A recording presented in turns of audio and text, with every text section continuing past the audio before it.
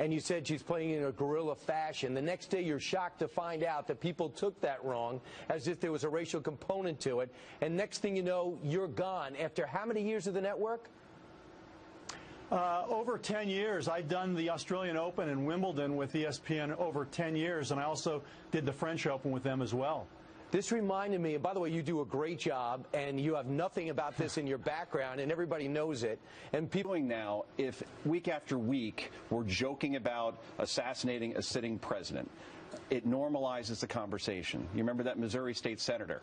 She said on Twitter, "I hope the president gets assassinated." We had Snoop Dogg do a mock shooting of a person that looked like President Trump in a video. We had Johnny Depp making jokes about assassinating a president. We had Shakespeare in the Park every day during the summer graphically stabbing a president. When you do it over and over again, it normalizes the narrative. In our situation, in our society, we should not be doing that. I agree with you, but Joe, the other part of me is this. I think we've gone so crazy with fire, suspend, get rid of, reprimand, apologize. We spend the whole day wondering who's apologizing to who and who went wrong, to the point where when you and I are on unscripted situations like this one, we're not even ourselves anymore because we're concerned about how something might be misconstrued. Do you see how we could go too far? Or do you think this doesn't fit that category? I think absolutely Anthony Bourdain should not be fired. He shouldn't be suspended. But can reasonable people agree that at least he should apologize, or CNN? Because here's the problem for CNN.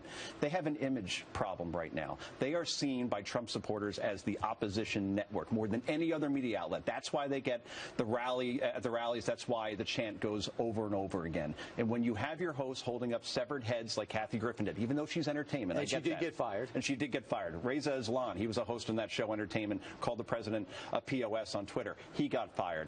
Bourdain says, you know what, I think I want to poison the president. Joking, fine, but now there's a pattern, and Trump supporters, they say, you know what, that makes our argument for us that CNN is working against us and not trying to report on what we're doing. Even though we're not talking about journalists or reporters, everybody gets lumped together, and it's unfair. And if there's 5 big stories, and 4 are good for Trump and 1's bad, the one that's bad leads, and people say erroneously, well, that's fake news. No, we're not saying it didn't happen. We're saying it's disproportionate the way you're covering it.